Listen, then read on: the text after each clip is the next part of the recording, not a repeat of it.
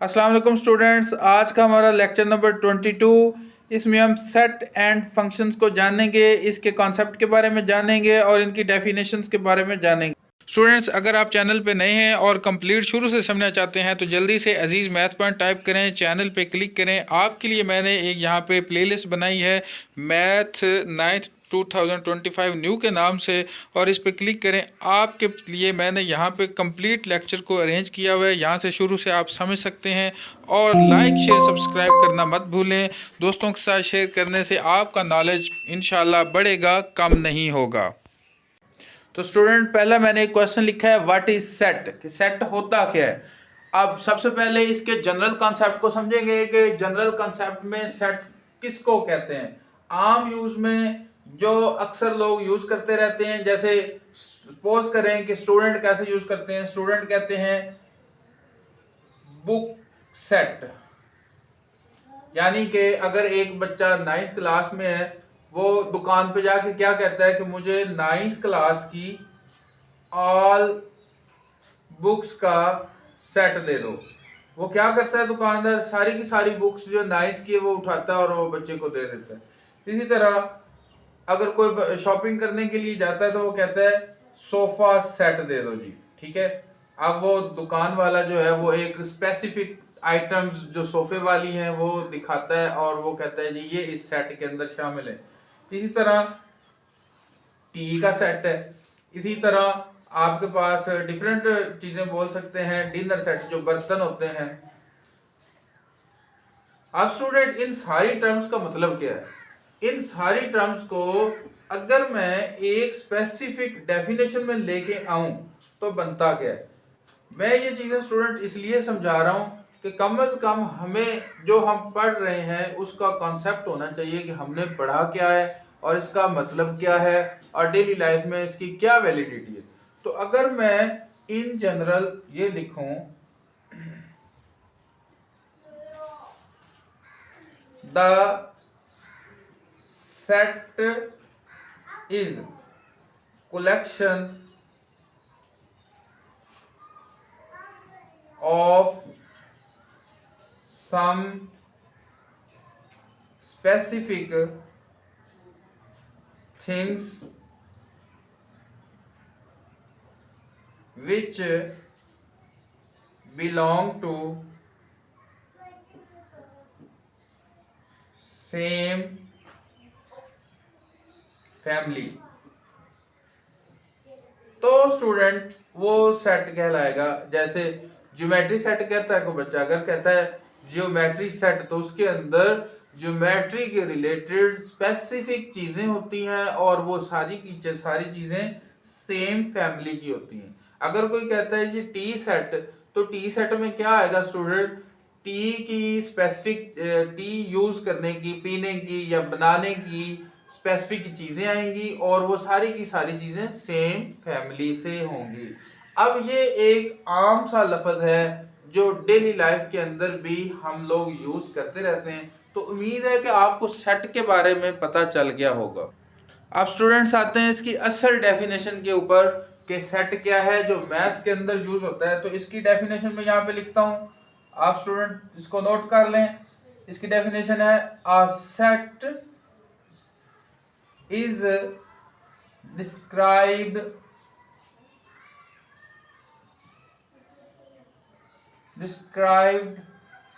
as a well defined collection of distinct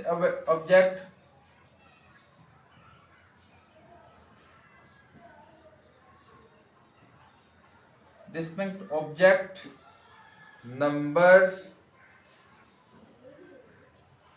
और elements. ठीक है स्टूडेंट्स, इसका मतलब क्या है मैं समझाता हूं। सेट जो है वो डिस्क्राइब किया जाता है जबकि वो कलेक्शन हो वेल डिफाइंड चीजों का।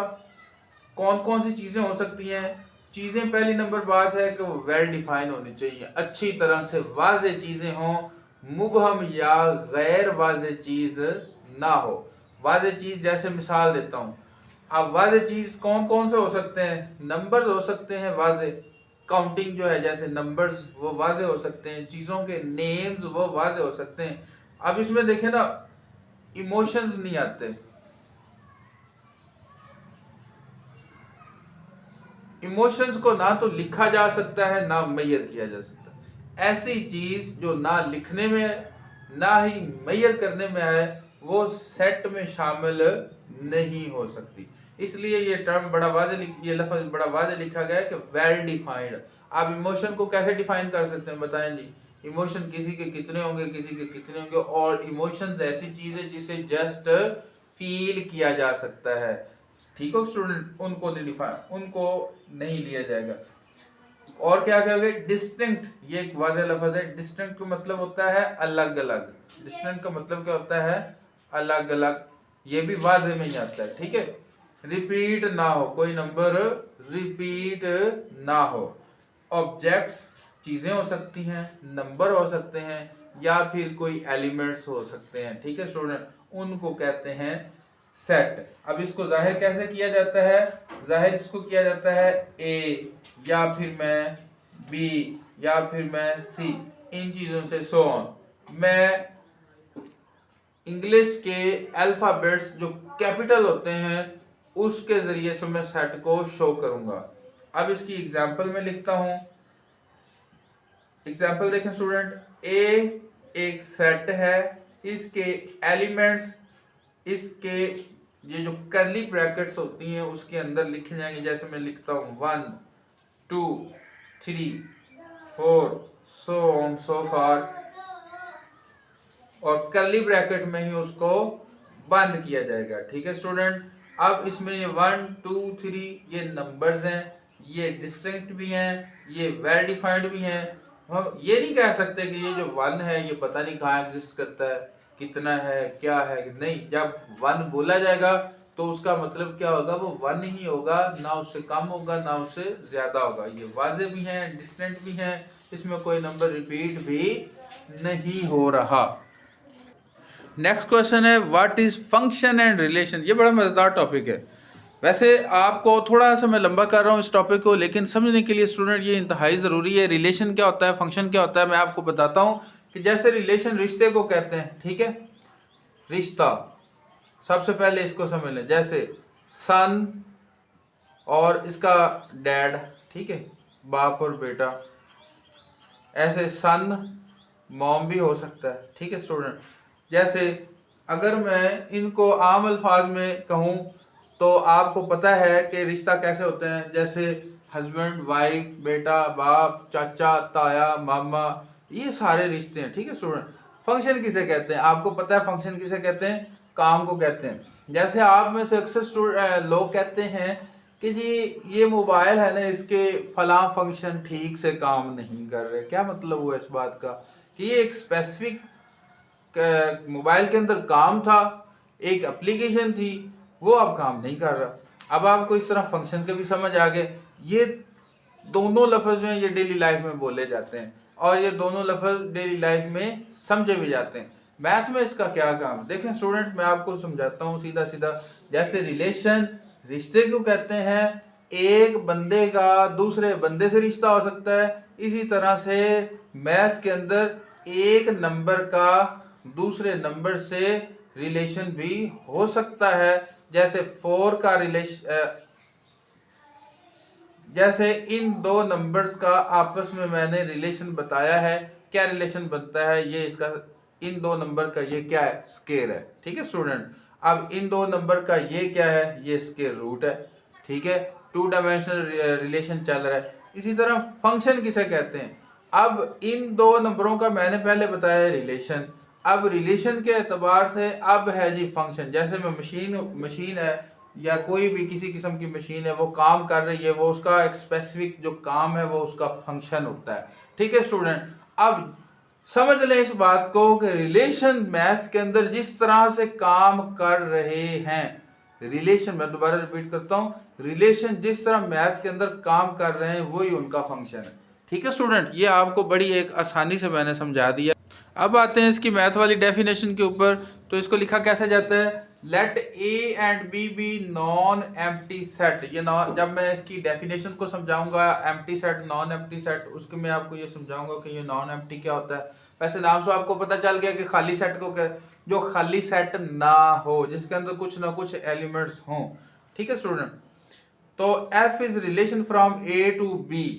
अब वही वाली बात आ गई, मैंने रिलेशन बता दिया, मैथ्स के अंदर कोई ना कोई उनका रिलेशन होना चाहिए उन दो नंबर्स का। और उन जब रिलेशन होगा तो उसको क्या लिखा जाएगा, A cross B. Domain of F is equal to A. जो डोमेन आपको पता है किसे कहते हैं, रिलेशन के अंदर जो एलिमेंट्स आपको पता ऑर्डर पेयर के अंदर लिखे जाते हैं। मैं ऑर्डर पेयर और ये सारी चीजें बाद में समझाऊंगा। तो जो फर्स्ट एलिमेंट्स होते हैं उसे क्या कहते हैं, डोमेन। वो ए के इक्वल होने, यानी कि जो फर्स्ट एलिमेंट हैं वो सारे कुल मिलाएंगे तो क्या बने, ए बने। First element of no two pair of F are equal. इसका मतलब ये स्टूडेंट के नंबर जो पहले पहले नंबर्स है ना वो रिपीट ना हो। पहले नंबर्स यानी कि ए वाले नंबर वो रिपीट ना हो। अब इसको लिखा फंक्शन को कैसे जाता है, F such that a function है बी का। ठीक है, ए फंक्शन ऑफ बी, इस तरह से इसको लिखा जाता है। नेक्स्ट स्टूडेंट हमारे पास है डेफिनेशंस। इन डेफिनेशंस को मैंने आसान अंदाज में लिखने की कोशिश की है। पहली डेफिनेशन है सिंगलटन सेट। स्टूडेंट जैसे नाम से जाहिर है, सिंगल का मतलब क्या होता है, एक, यानी कि ऐसा set, a set which have only one element. Example 7 definition के आपने लाजमी लिखनी होती है, जैसे मैंने ये 5 लिख दिया।